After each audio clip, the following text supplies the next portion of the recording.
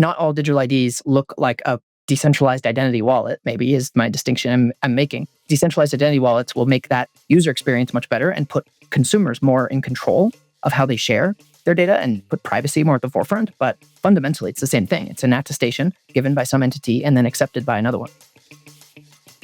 Welcome to Smarter Markets, a weekly podcast featuring the icons and entrepreneurs of technology, commodities, and finance, ranting on the inadequacies of our systems and riffing on ideas for how to solve them. Together, we examine the questions: are we facing a crisis of information or a crisis of trust? And will building smarter markets be the antidote? This episode is brought to you in part by Abax Exchange, bringing better price discovery and risk management tools to navigate today's commodities markets through centrally cleared, physically deliverable futures contracts in energy, environmental, battery materials, and precious metals markets. Smarter markets are here.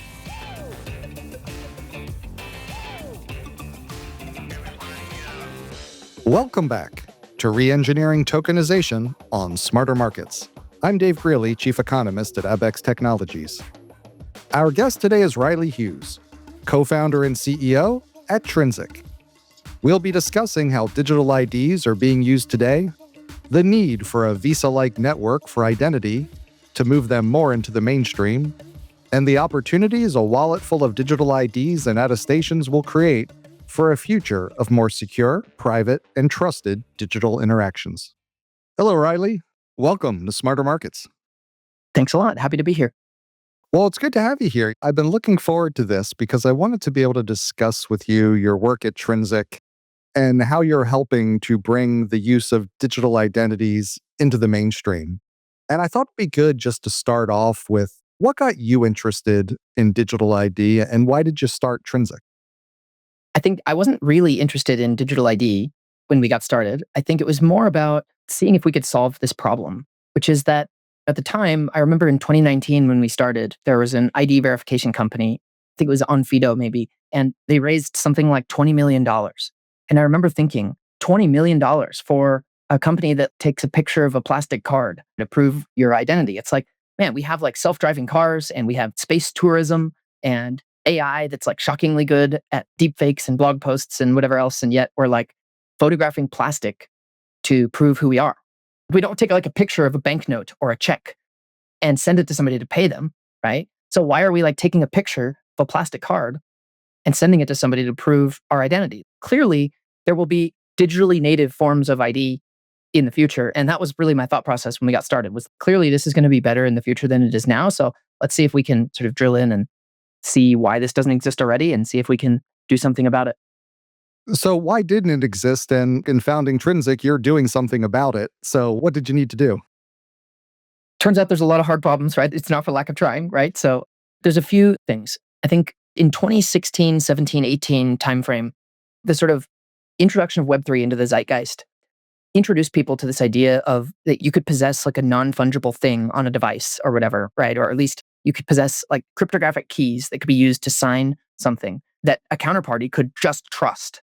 And this concept of a verifiable credential really became popularized around this time frame, where some trustworthy entity could sign verifiable credential and issue it to a wallet and the user could use it. And if you look today at the digital ID landscape, most digital IDs are not anchored to a blockchain or based on blockchain. But I don't think they would be here in nearly the level that they are if that sort of Web3 wave hadn't come. So I think that's a big element of it, is it had to show the world that this is possible.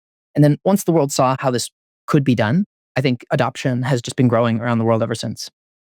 It reminds me of the distinction between invention and innovation, right? Invention's the coming up with something new, and innovation's making it part of people's lives and normal day to day.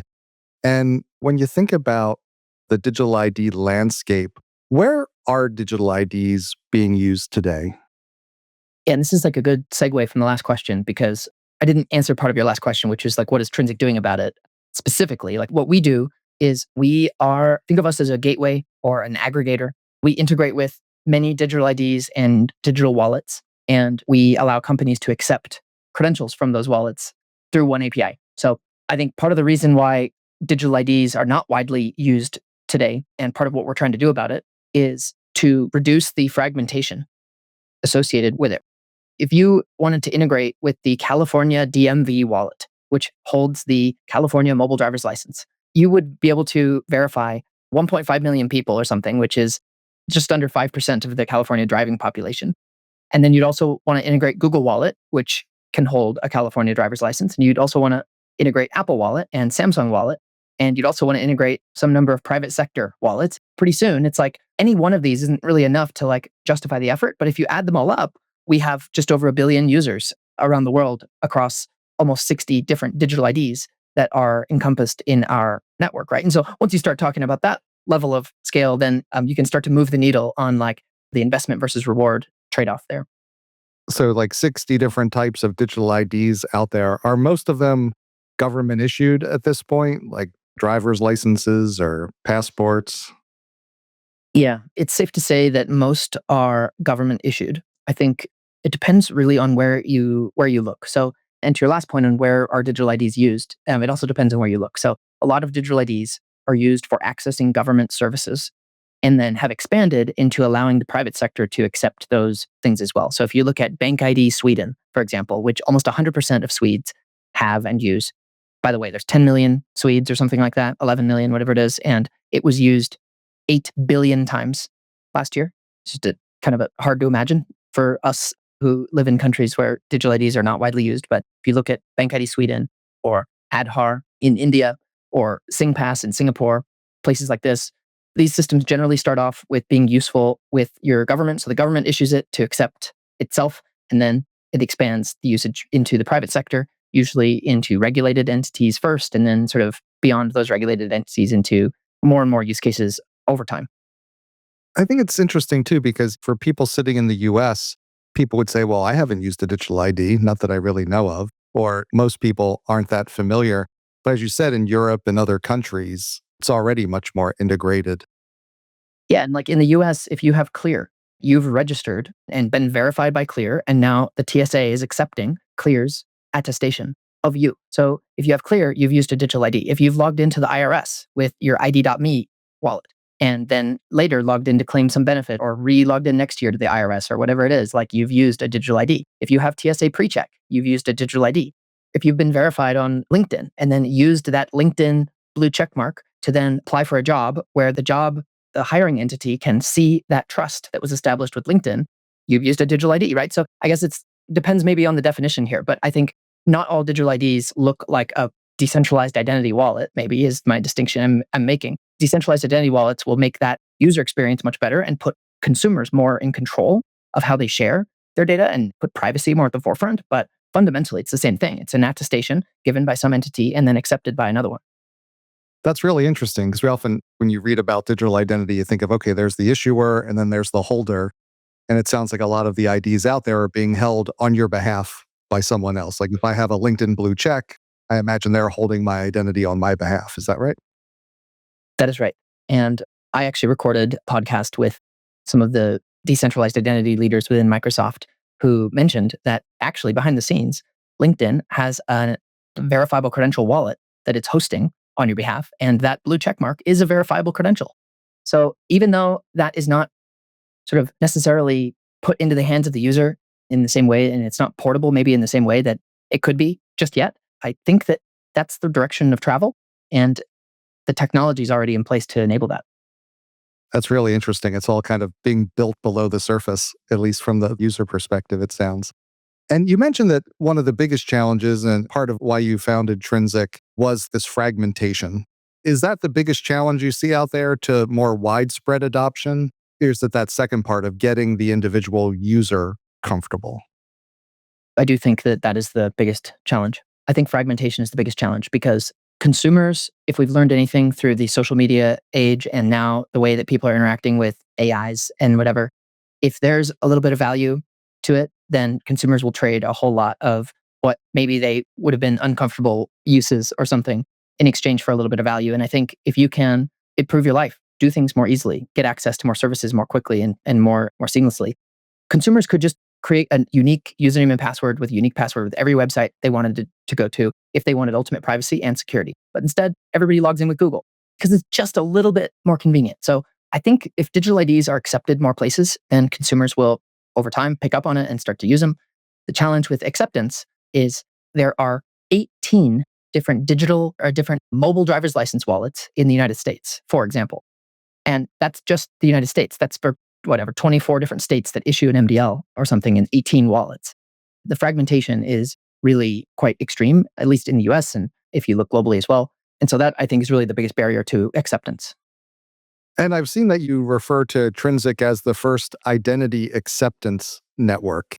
Could you talk about what you mean by that? And is that a way of reducing the fragmentation? Do we think of all these different issuers as nodes on that network? What we mean by that is payments cards are called acceptance networks, right? Like Visa, MasterCard, et cetera. And the way those work is Visa doesn't issue you credit. And I'm sure you know all this, right? But like Visa doesn't issue you credit. Visa doesn't onboard merchants, right? There are issuing banks that issue the credit. There are acquiring banks that bring merchants onto the network. And Visa builds the network and the rails behind the scenes. And so as Trinsic, we do not issue identities. We do not build a wallet, although in a past iteration of Trinsic, we certainly did those things. Today, we don't do those things. We partner with issuers and wallets and bring them into integrate the technology, whether it is verifiable credentials based on blockchain, whether it's MDLs, whether it's totally proprietary. We don't care. We just integrate whatever they've got. And then we don't really onboard that many merchants or relying parties directly. We primarily work through existing channels, such as identity verification companies, IAM platforms, et cetera, to work with the customers that they already have to start accepting digital IDs. And so in that way, we sort of modeled the business model off of this sort of what worked in the payment space. And we'll see. With Visa, obviously, when they first came out, right, you got to get all the machines at all the points of sale for people to swipe cards and everything. Where are some of the most common business processes that are bringing companies to you to say, we want to tap into this network and make use of it? Generally speaking, I should say that the primary use case for us, probably think like 95% plus of our business, is ID verification. Or in other words, use a digital ID instead of taking a photograph of a plastic card and a selfie and uploading it for verification, right? And so the idea is like, if you already have a digital ID, you've already done this verification process, like just reuse the thing you already have.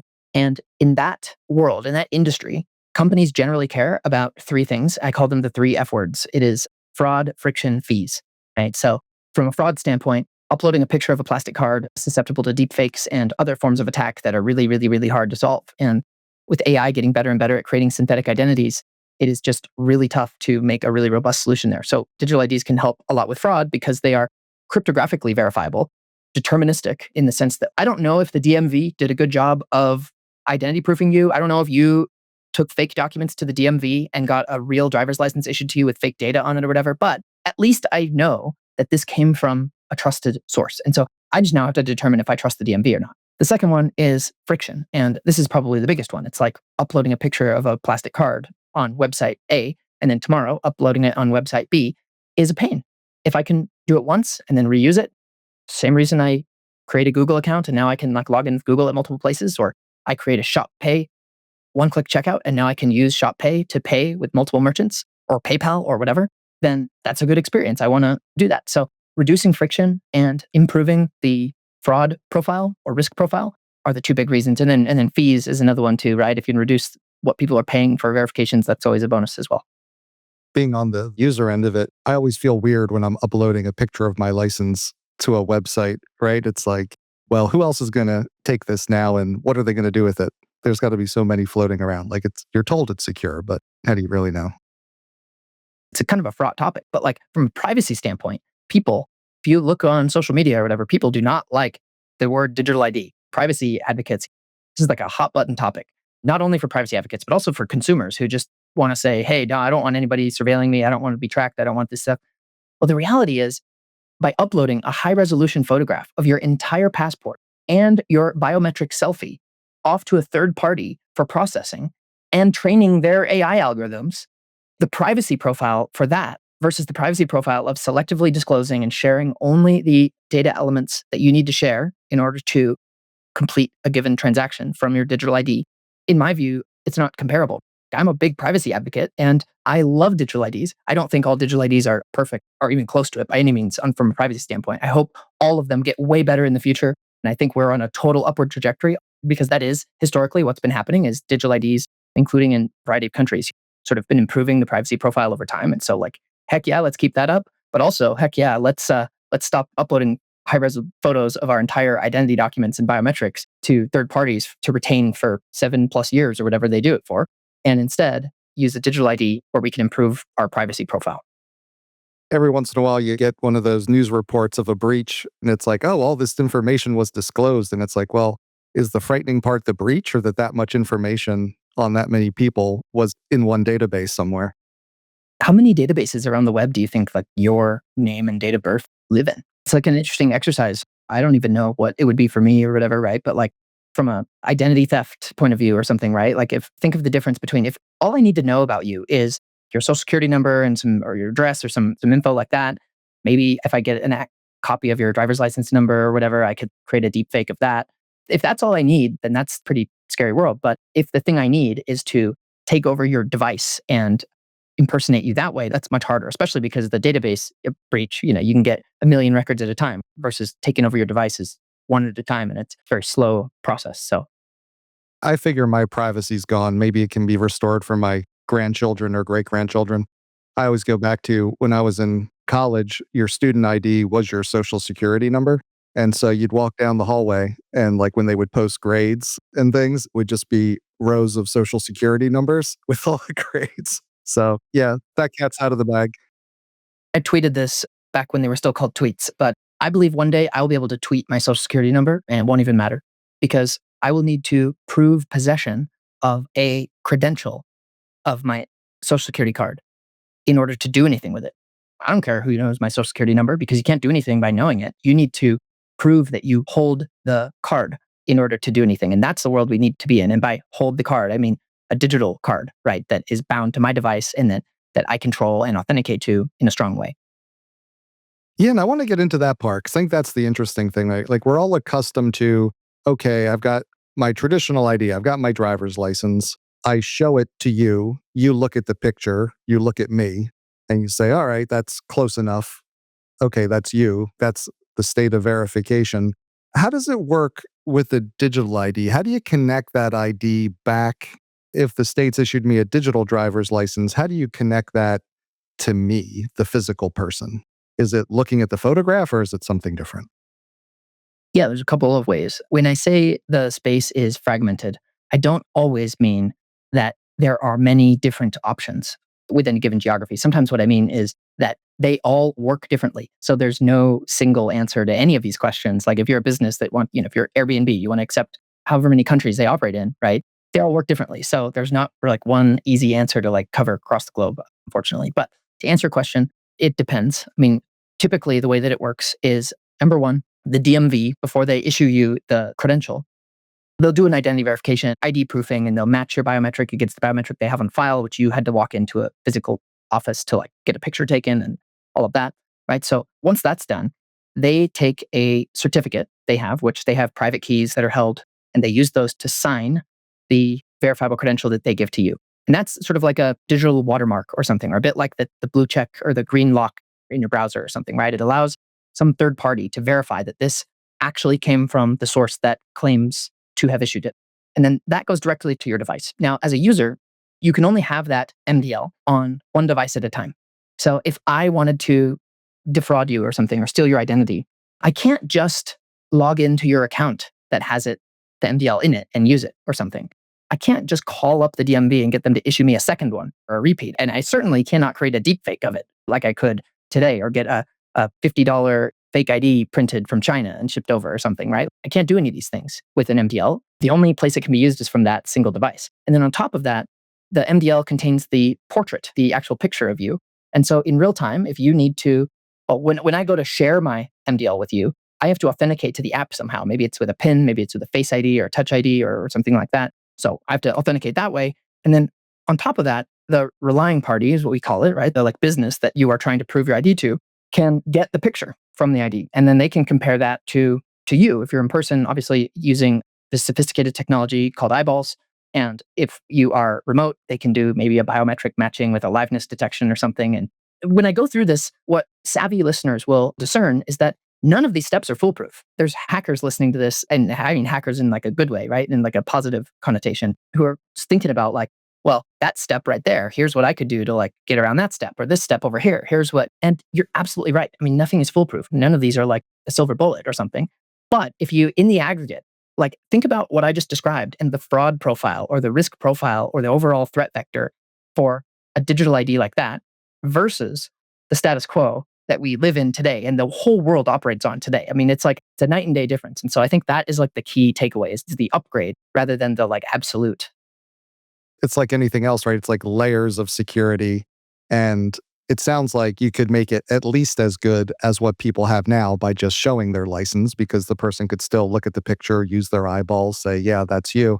It is really interesting that the device, our phone, basically is becoming this bridge that ties our person, our physical person, to our digital presence in a way. And the biometrics on the phone seem to be what creates that secure link to these digital identities. Is that kind of the path you see things progressing on? Or at least is that the current state of it? Yeah. Another way to think about it is there are no people on the internet. There are only user agents. There are only browsers and phones and other sort of software from a device that interacts with the digital world. And so then the question is, you go through the steps. There's a user interacting with hardware, which interacts with software, which interacts with the internet. So there's a binding from the user to the phone, maybe the biometric authentication or something like that. Then there's a binding from the hardware to the software, and like how does the phone tell the browser that this is like which user or something like that, right? Or how does the browser go authenticate the user? And then the browser is the thing that's interacting with the web or the app or the whatever that user agent is that's interacting with the rest of the web. And so you sort of need a bit of a chain that goes through that, and it's only as strong as the weakest link, as they say. So As I think about the new technologies, so much often happens under the hood where people don't notice. I loved your Microsoft LinkedIn example. And I think about a new technology, I think our minds immediately go to thinking about the ways in which the new technology lets us do the things we already do, but perhaps more efficiently, more conveniently, in a more secure way. But sometimes what's more interesting are the new things that the technology allows us to do that we couldn't do before. What could we do in a digital identity world instead of a pen and paper or plastic world? I think like one of the common examples with digital ID is that, hey, if you're going to go into a bar where alcohol is being served, instead of showing your driver's license and they have all the information about you, you can just get a verification that you're over 21. So you don't have to divulge. And I imagine there's a potential on the other side of that where a business could have some sort of audit trail to make sure that the bouncer at the door isn't just letting underage people in because they're friends of theirs, but you could tell that every person who came in had been identified. It's a little bit like I've heard when cash registers were introduced, the motive for it was to keep employees from stealing from the owner because every sale had to go through the register and you could track that. And I was curious, as you work with businesses or just in your own thinking about it, what are some new opportunities being explored for what things can be done once you are using digital identities that we can't do now with pen and paper or plastic driver's licenses? that's a great question. I will answer it for kind of the current scope of what I'm talking about, and then a little bit of a future looking answer here. Like I said, the majority of Trinsic's business is in this identity verification world. And historically, if you were going to upload a picture of your plastic ID and your selfie and all this stuff, you're only going to do it in really high value transactions or something. If I would try to withdraw, if I'm a retiree and I'm withdrawing $250,000 from my retirement account at Fidelity, right? They probably want to make really sure it's me. If I'm buying a car online through an app or something, they probably want to make sure I have a driver's license, but also that I'm buying the right car or something so they don't deliver it to the scammer.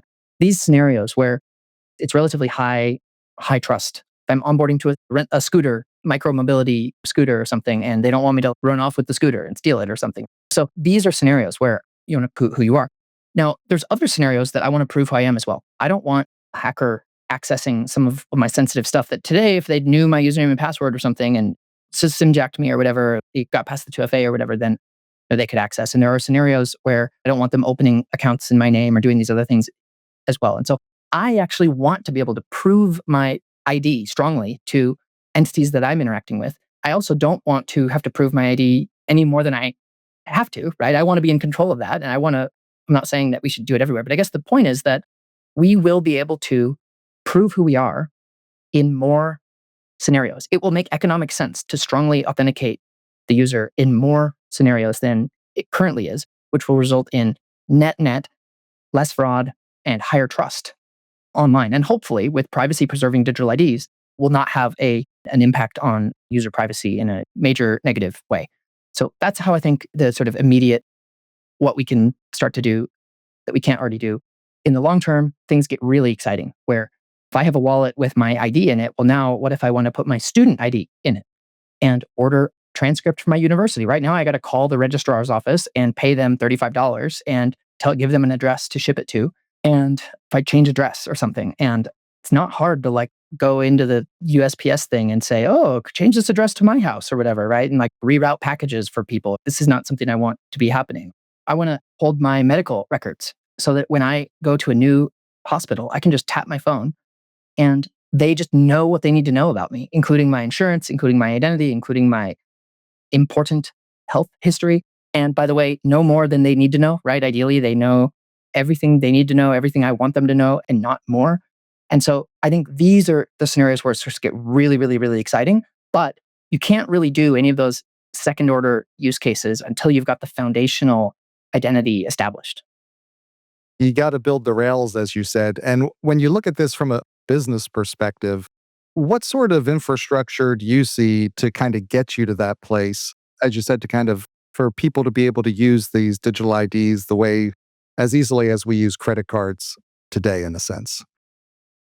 Yeah, I think there will be a process of adoption, of course. So more places start accepting them, more consumers will obtain them, and there will be a virtuous cycle that goes along that route. If you think about a company like Stripe, if you're a merchant, you sign up for Stripe, you can just toggle and say like, I want to accept Visa, MasterCard, and I want to accept PayPal, and I want to accept Bitcoin and maybe USDC or something, and I want to accept. You can specify things that you want to accept as payment methods, and I think that's what's needed. I'm biased because that's what we're building. That's what I'm trying to solve for in the world. But it's because that's what I think we need to get to this next level of to make identity online better than it is today is first acceptance of what's already out there. And then from that foundation, we can sort of build on top. Really appreciate this conversation. And wanted to ask you one last thing, getting back to the point you raised before about kind of the long term and where having this type of identity, the doors it opens up. Because I said ultimately it's about trust. And I think sometimes it's easy for people to think about identity very narrowly. Oh, how do I prove that I'm Riley? But there's so many facets that you can show. And you kind of brought up the notion of, oh, where did he go to school? What was his GPA? I imagine you could bring health data into that, things that you want to control, but you might need to disclose when you see your doctor. How multifaceted does identity become in the long term, do you think? Because I'm kind of enamored with this idea of all the multiple cards in your wallet from dozens of different issuers attesting in interesting combinations to who we are and how we can interact online. All right, I'm going to go a little meta or philosophical here for a second. Our company is called Trinsic. Trinsic is the common denominator between intrinsic and extrinsic. We did that because identity, we all have an intrinsic identity. It's who we identify as, right? It's your cultural and social identity, your gender identity, your political identity. It's how you present yourself to the world and how you view yourself almost. And there's a fundamental kind of consistent or persistent identifier, persistence through which we call like maybe memory or something like that. And then we have a bunch of experiences that attach themselves to this persistent thread. That's how our intrinsic identity is composed. When we look at the extrinsic identity, this is stuff that other people say about me.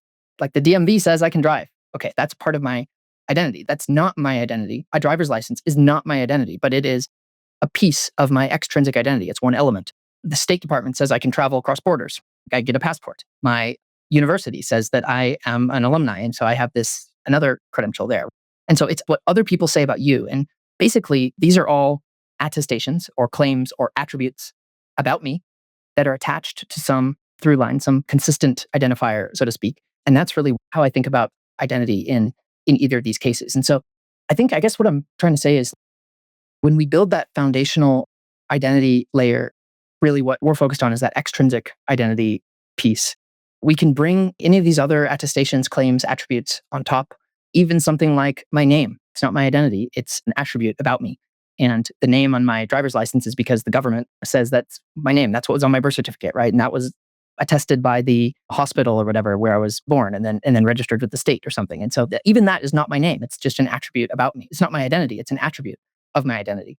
And so I think as you start to zoom out a little bit, you start to see that so many of these things, even like how many miles did I drive last year or something, or like what is my history of donating to charity or something, or what is my whatever, like these are all attributes and claims that can attach themselves to my core, sort of this core identity.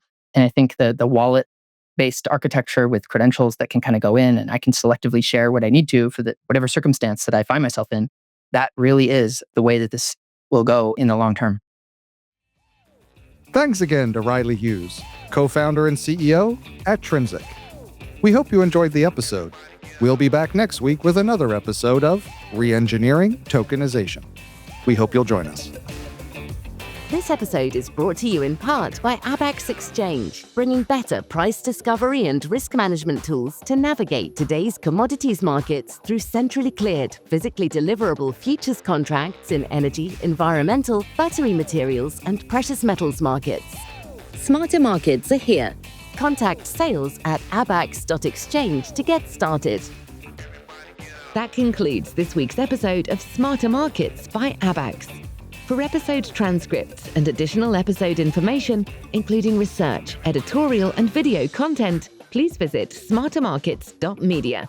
Please help more people discover the podcast by leaving a review on Apple Podcast, Spotify, YouTube, or your favorite podcast platform. Smarter Markets is presented for informational and entertainment purposes only. The information presented on Smarter Markets should not be construed as investment advice. Always consult a licensed investment professional before making investment decisions. The views and opinions expressed on Smarter Markets are those of the participants and do not necessarily reflect those of the show's hosts or producer.